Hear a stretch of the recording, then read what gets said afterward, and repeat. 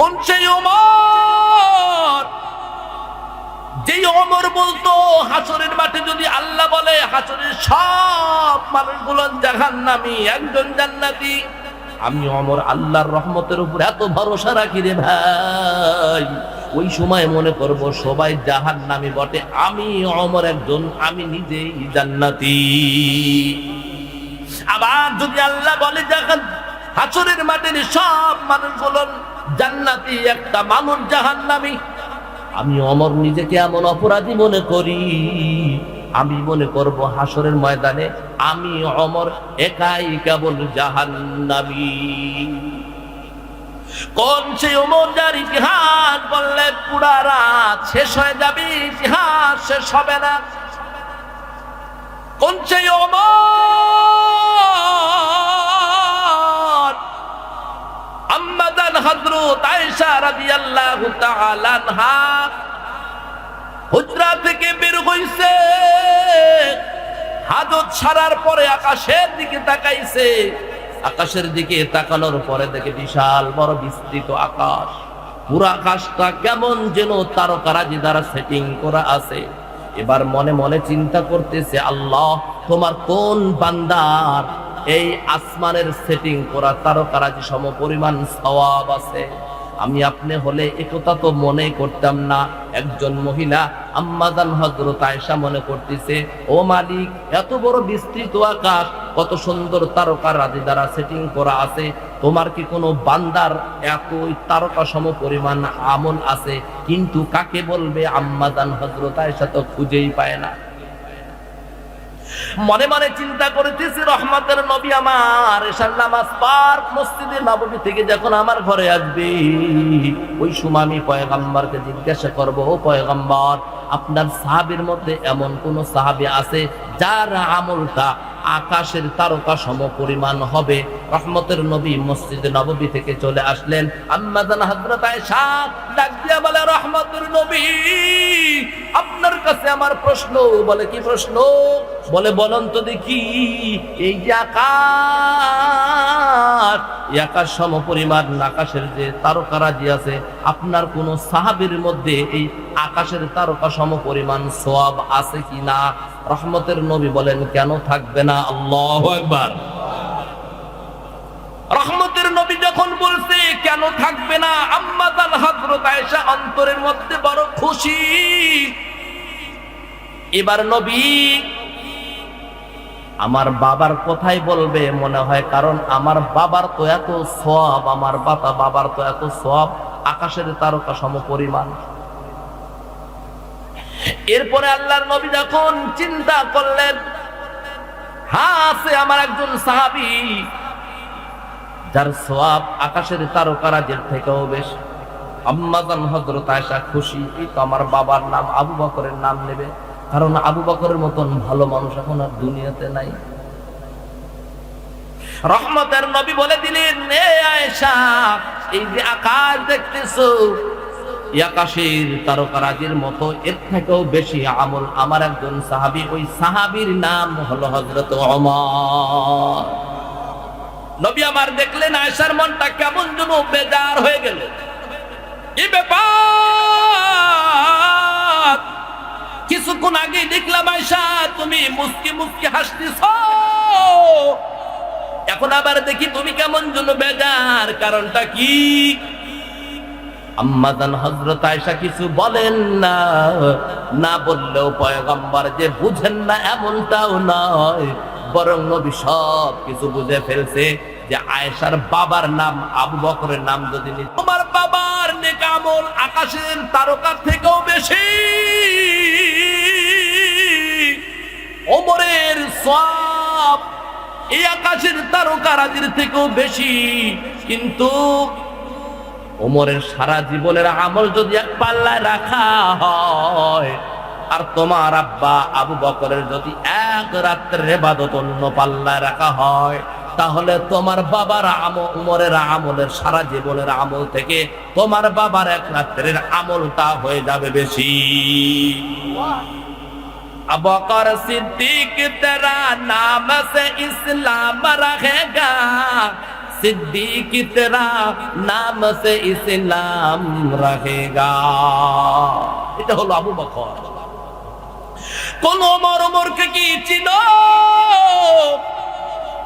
10 জন সাহাবীকে আল্লাহ তাআলা জান্নাতের সার্টিফিকেট দিয়েছে। 1 নাম্বার হযরতে আবু বকর রাদিয়াল্লাহু তাআলা আনহু, এরপরে 2 নাম্বার সিরিয়ালে হযরত ওমর। এই ওমরটা কেমন মেজাজ জানো? বলে ওমরের মেজাজের কথা তো আর বলা যাবে না। একজন মুনাফিক মুসলমান ওমরের দরবারে গিয়ে বলতেছে, আমিরুল মুমিনিন বিচার চাই। কি বিচার? বলে নবী আমার একজন ইহুদিকে প্রাধান্য দিয়েছে, আমি মুসলমান, আমার দিকে তাকায় নাই, সমস্যা কোথায়? বলে নবীর বিচার আমি মানি না, বিচারটা যেন আমার কাছে ভালো লাগে নাই। তারপরে বলে আমি মনে করলাম আপনি তো সুন্দর বিচার করেন, আসাদুহুম ফি আমরিল্লাহি ওমর, শরীয়তের ব্যাপারে আপনি অত্যন্ত কঠোর, অতএব আমি বিচার চাই, আপনি আবার বিচার করেন। ওমর বলে দাঁড়া দাঁড়া, তোর বিচার আমি সারা দুনিয়ার আর কেউ করতে পারবে না। কি বিচার? বলে রাহমাতুল লিল আলামিন, সারা জাহানের বাদশা, তার বিচার তুই মানুষ নাই, ওই বিচার আবার আমি ওমরের কাছে নিয়ে আইতেছো। তার মানে কি বুঝাইতে চাইতেছো? রসুলের বিচারের মধ্যে সন্দেহ আছে, ওমরের বিচারের মধ্যে কোনো সন্দেহ নাই, তারা তোরে আমি বিচার করে দেই। ঘরের মধ্যে থেকে তরবারি নিয়ে আসার পর ওই মুনাফিকের কাল্লাটা গর্দান থেকে নামায় দিয়ে বলতেছে, এরে মুনাফিক, রাহমাতুল লিল আলামিনের বিচার যার পছন্দ না হয়, ওই মানুষের দুনিয়াতে জমিনে বসবাস করার কোনো অধিকার নাই।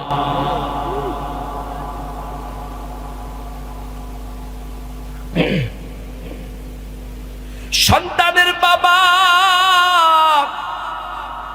সন্তান তার হক আদায় করে না, মনে আছে? মনে আছে? ওয়াজ খেয়াল রাখতে হবে।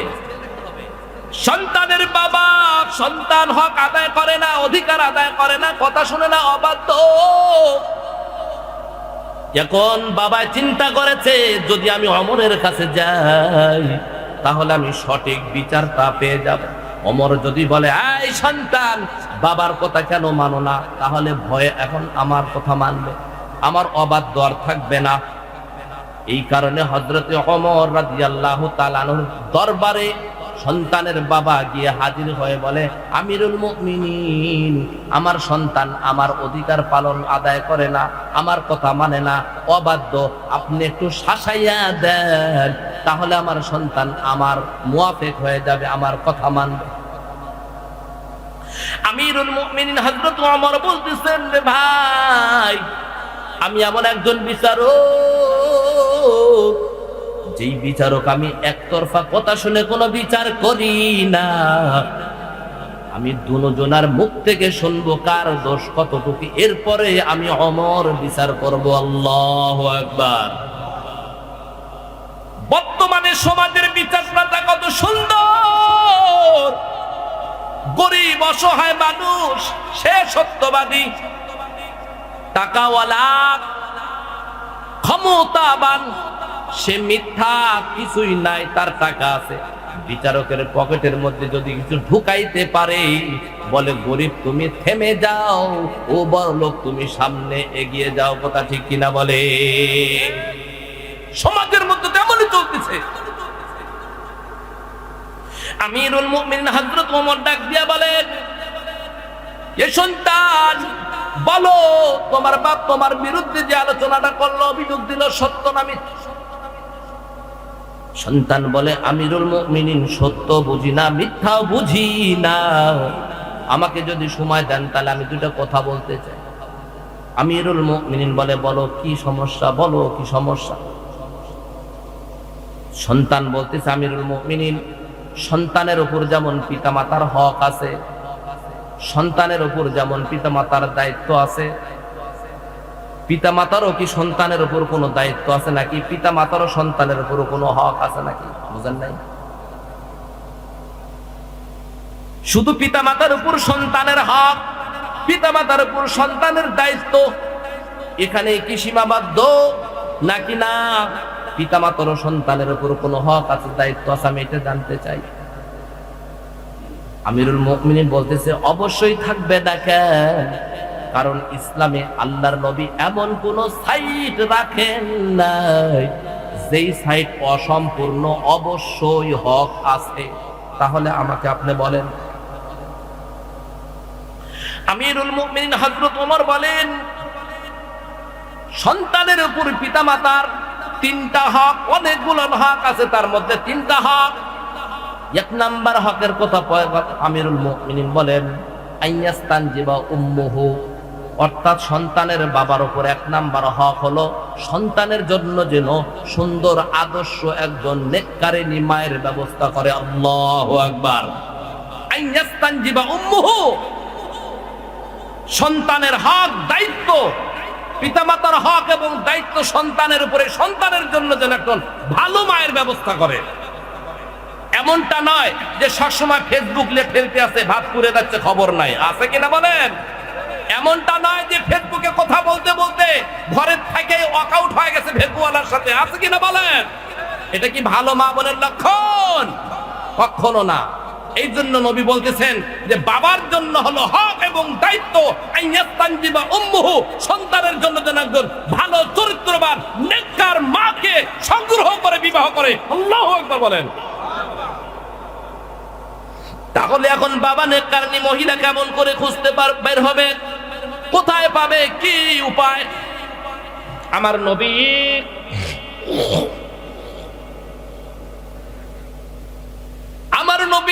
ওই বাবার জন্য তিনটা ফর্মুলা রেখে দিয়েছেন। ওই তিনটা ফর্মুলারা যদি কাজ করতে পারে তাহলে বাবার জন্য, সন্তানের জন্য একটা মায়ের ব্যবস্থা করা বড় সুবিধা হয়ে যাবে। আল্লাহু আকবার বলেন। এক নাম্বার হলো তুনকাহুল মারআতুল আরবাঈ লিমালিহা ওয়া লিজামালিহা ওয়া লিহাসবিহা ওয়া লিদীনিহা ফাসফির ফি যাতিদ্দিন। বাবার জন্য সন্তানের উপর হলো হক, সন্তানের জন্য বাবার জন্য হলো দায়িত্ব। সুন্দর একটা মাকে, নেককার নিয়ে একটা বিবিকে বিবাহ করে, বলে ওই নেককার বিবি কোথায় পাবে বলো? বলে নেককার বিবি পাওয়ার জন্য আল্লাহর নবী প্রেসক্রিপশন লিখে দিয়েছেন, তুনকাহুল মারআতুল আরবাঈ, চারটা গুণওয়ালা মহিলা দেখে তোমরা বিবাহ করো। যদি চারটা গুণওয়ালা মহিলা পাও তাহলে মনে করবে তোমরা নেককার বিবি পাইয়া গেছো। এক নাম্বার, তুমি যখন বিবাহ করতে যাবো এই সময় দেখো মহিলার মাল আছে কিনা, লিমালিহা, টাকা পয়সা আছে কিনা। যদি দেখো টাকা পয়সা আছে, আলহামদুলিল্লাহ, বিবাহ করে ফেলো।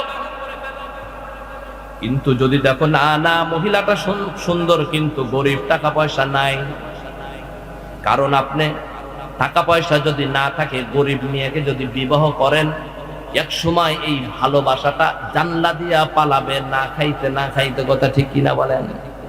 ভাই আপনারা উঠতেছেন কেন? খুবই খারাপ, বন্ধ করে দেবো। খারাপ লাগতেছে তো উঠেন কে আপনারা? আমার ভালো লাগে না এগুলো উঠলে পারে। আস্তাগফিরুল্লাহ বলেন, আস্তাগফিরুল্লাহ, আস্তাগফিরুল্লাহ, আস্তাগফিরুল্লাহ, আস্তাগফিরুল্লাহ। আল্লাহুম্মা সাল্লি আলা মুহাম্মাদ ওয়া আলা আলিহি। এক নাম্বার হলো ওয়ালিমালিহা, তুমি যাকে বিবাহ করবে তার সম্পদ দেখো, টাকা পয়সা দেখো, বাড়ি ঘর দেখো, জায়গা জমি আছে কিনা দেখো। যদি দেখো হ্যাঁ, বিবাহ করো। যদি দেখো না গরিব, তাহলে তুমি দেখো সৌন্দর্যতা আছে কিনা, মহিলাটা সুন্দর কিনা দেখো। যদি দেখো হ্যাঁ আলহামদুলিল্লাহ সুন্দর, তাহলে তুমি বিবাহ করো।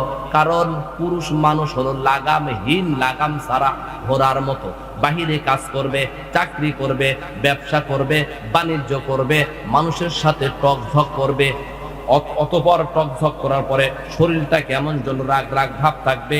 বিবি যদি ঘরের মধ্যে সুন্দর হয়, পয়গম্বর বলে তুমি যতই টেনশন নিয়ে আসো না কেন, বিবির সুন্দর চেহারার দিকে যদি তাকাও, তোমার সব দুঃখ, চিন্তা, টেনশন, পেরেশান ভুলে যাবে। সুন্দর মহিলা তুমি পাও নাই রে মুমিন। নবী বলেন সুন্দর মহিলা তুমি পাও নাই, কি করবা? বলে তাহলে দেখো ওই মহিলার বংশটা কেমন, কোন বংশের মহিলা? খান বংশ, চৌধুরী বংশ, লাইটাল বংশ আছে না? লাইটাল বংশ বলে ওই বংশের বিবাহ কাতুর তো কেউ নাই, বিপদের সময় কিন্তু লাঠি বাইর হবে, আছে কি না? এর নবীর উম্মতের দান মাল পাও নাই, সৌন্দর্যতা পাও নাই, বংশ দেখো কেমন বংশ, চৌধুরী বংশ, খান বংশ, পরামানিক বংশ, নাকি কোন ওলামা একরামের বংশ? তার বংশের মধ্যে ওলামা একরাম আছে, বংশ দেখো। যদি দেখো না বংশ ভালো, চরিত্রবান, আদর্শ, নেককারিনী সব আছে, সমাজের মধ্যে একদম নিরহ, মারামারি বোঝে না, হানাহানি বোঝে না, বিপদ শেকায়েত বোঝে না, যা পায় তাই খায়, আল্লাহর উপর তাওয়াক্কুল করে, বলে তাকেই তুমি বিবাহ করো। দেখতেছো না সুন্দর, ফ্যামিলিগত ভাবেও বংশগত ভাবেও সুন্দর না। নবী বলেন 4 নাম্বার ফর্মুলা দেখো ওই নারীর মধ্যে দিনদারিয়ত আছে কিনা। বলি দিনহা, দিনদারিয়ত আছে কিনা। কি দিনদারি? বলে সমাজের মধ্যে সবাই এই কথা স্বীকারোক্তি দেয়, অমুক একজন মহিলা আছে, অমুক বাবার একজন সন্তান নিয়ে আছে। কেমন? বলে খুবই পর্দানিশীল। আর কেমন? বলে নামাজ পড়ে। মহিলাটা কোনো সময়, মেয়েটা কোনো সময় ঘর থেকে বের হয় না, ছোট ছোট করে কথা বলে, মা বাবার খেদমত করে, ভাই বোনদেরকে সুন্দর করে মানুষ করে, নামাজ পড়ে, তাসবিহ তাহলিল পড়ে। বলে সে হলো ফাসফির ফিজি জাতির দিনের উপর আছে, কিন্তু ওর মালও নাই, ওর বংশ নাই, সৌন্দর্যতা নাই, কিন্তু দিনদারিয়ত আছে। নবী বলেন ফাসফির ফি জাতির দিন, যার মধ্যে দিনদারিয়ত আছে তুমি ওই মহিলাটাকেই বিবাহ করো।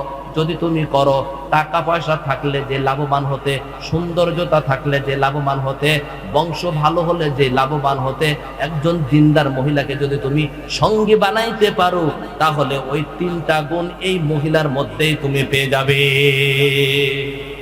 ফাসফির ফি জাতির দিন। এই জন্য নবী ভালো বিবাহ করার জন্যই বলে দিয়েছেন, এইভাবে তুমি বিবাহ করো, তাহলে পরে তুমি শান্তি পাবে। সন্তান সব আমিরুল মুমিনিন ওয়াজ শোনার পরে বলতেছেন, আমিরুল মুমিনিন তাহলে আমার কথা শুনেন। আমিরুল মুমিনিন বলতেছেন, বলো তোমার কি জবাব? বলেন আমিরুল মুমিনিন, আমার বাবা তো বিবাহ করছে সিন্ধুর একজন বান্দিকে। ওই বান্দি কোনো লেখাপড়াও পারে না, সৌন্দর্যতাও নাই, দিনদারিয়ত নাই, টাকা পয়সায় তো নাই, তাহলে এখন আমি কি করব? এরপরে আল্লাহর নবী বলেন 1 নাম্বার হলো তুমি ওই মহিলার দিনদারিয়ত দেখো, এটা হলো বাবার ওপর 1 নাম্বার হক। 2 নাম্বার হক কি? নবী বলেন 2 নাম্বার হক হলো আইয়ুহসিন ইসমুহু। কয় নাম্বার হক? 2 নাম্বার হক। সন্তানের উপর পিতামাতার 2 নাম্বার হক, 2 নাম্বার দায়িত্ব হলো সন্তান যখন পৃথিবীতে আসবে আইয়ুহসিন ইসমুহু, তার সুন্দর একটা নাম রেখে দিবে। সুবহানাল্লাহ বলেন। নবী বলেন আইয়ুহসিন ইসমুহু, সুন্দর একটা নাম রেখে দিবে। অথচ দুনিয়াতে আমাদের নামের কোনো অভাব নাই। এই তো কিছুদিন আগেও দেখলাম একটা ছেলে মারা গেছে, সবাই চিল্লাইতেছে এই শেক্সপিয়ার মারা গেছে। আমার এলাকাতে আমি জানি না কে মারা গেছে। শেক্সপিয়ার নাম রাখছে কি? শেক্সপিয়ার, বড় লোকের ছেলে শেক্সপিয়ার মারা গেছে, এটা হলো নাম শেক্সপিয়ার। আর একজন বলে হুজুর এই সিজার কই যাস, সিজার কই যাস। কিরে ভাই এর নাম কি? বলে সিজার। সিজার কোনো নাম হলো? এর নাম সিজার কে রাখছে রে? বলে হুজুর ওর মা স্বাভাবিক ভাবে ডেলিভারি হয় নাই, সিজার করে হয়েছে, এই জন্য নামই রাখছে সিজার। বুঝলেন না? ওর নামই রাখছে কি? সিজার। আর একজনের নাম রাখছে রে মুমিন, আর পাশনা গো। কি ব্যাপার? পত্রিকার মধ্যে আসছে নাম রাখছে আর পাশনা। সন্তানটি যখন বড় হয় মাদ্রাসাতে ভর্তি করার জন্য নিয়ে গেছে। হুজুর কই আমার সন্তানটাকে একটু ভর্তি করে নেন। বলেন আপনার সন্তানের নাম কি? বলে আমার সন্তানের নাম আর পাশনা। হুজুর আশ্চর্য হয়ে গেছে, কি ব্যাপার, সন্তানের নাম কোনদিন আর পাস না হয়? বলে হুজুর বলিয়েন না, যতই সন্তান হয় খালি মরে যায় মরে যায় মরে যায়। হঠাৎ করে সন্তানটা বাইতে আছে, নিয়ত করছি মাদ্রাসাতে দিব, না পাওয়ার থেকে একটা সন্তান পাইছি, এই জন্য নাম রাখছি, আর পাস না আর পাস না। হুজুর বলে ভাই নাম রাখছেন ভালো কথা, আবেগে কোরআন হাদিসের নাম রাখেন আব্দুল্লাহ, আব্দুর রহমান, কারণ আল্লাহর নবী বলছেন আহাব্বুল আসমাই ইলাল্লাহ, আল্লাহ তাআলার কাছে সবচাইতে প্রিয় নাম আব্দুল্লাহ ও আব্দুর রহমান। আব্দুল্লাহ এবং আব্দুর রহমান, পয়গম্বরে নবী বলেন আব্দুল্লাহ এমন একটা বরকতওয়ালা নাম, যেই নামটা তোমার পরিবারের মধ্যে একাধিক মানুষেরও যদি হয় রেখে দাও। আল্লাহু আকবার। কারণ আব্দুল্লাহ এমন একটা নাম গো, যে নামটা রাহমাতুল লিল আলামিনের বাবার, আল্লাহু আকবার, যেই বাবার ঔরস থেকে মুহাম্মদ দুনিয়ার শ্রেষ্ঠ নবী, এমন নবী আর আসে নাই।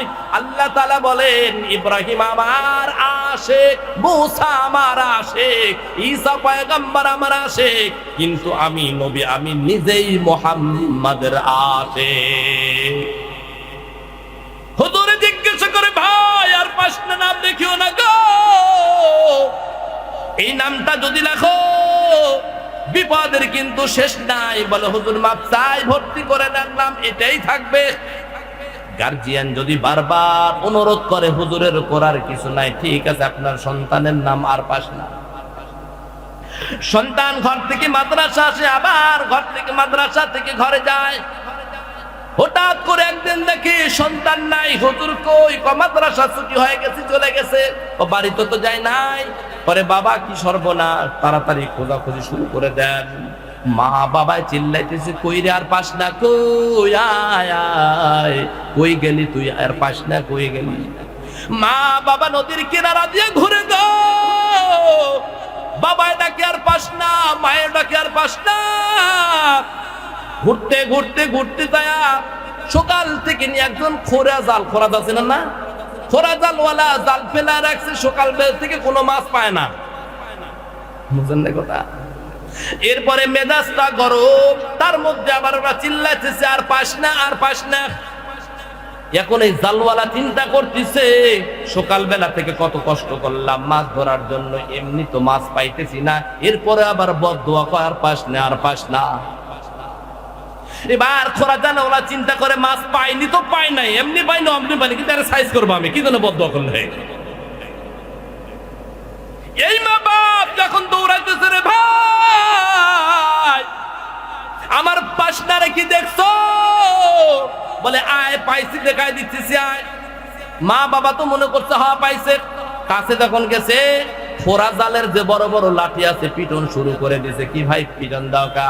বলে বেটা সকাল থেকে এই পর্যন্ত কোনো মাছ পাই নাই, তারপরও স্বামী স্ত্রী মিলে বদদোয়া করতেছস, আর যেন পাস না আর যেন পাস না। বাবা মা বলে রে ভাই মাপ চাই মাপ চাই। কেন? বলে তোমারে বদদোয়া দেই নাই, তাহলে তুমি যে বললে আর পাস না। বলে আমার সন্তানের নাম রাখছি আর পাস না।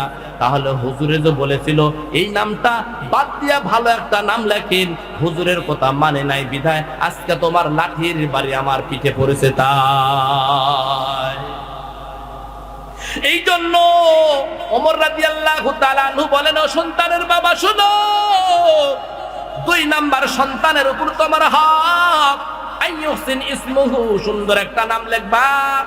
বলে আমরা তো ভালো নাম পাই না, ভালো নামের ওসিলা করে আল্লাহ তাআলা কিয়ামতের ময়দানে জান্নাতের ফয়সালা করে দিবে। আল্লাহ তাআলা ডাক দিয়েছে মরিয়ম কই? লাব্বাইক সাদাইক, হাজার হাজার মরিয়ম আল্লাহর কাছে হাজির।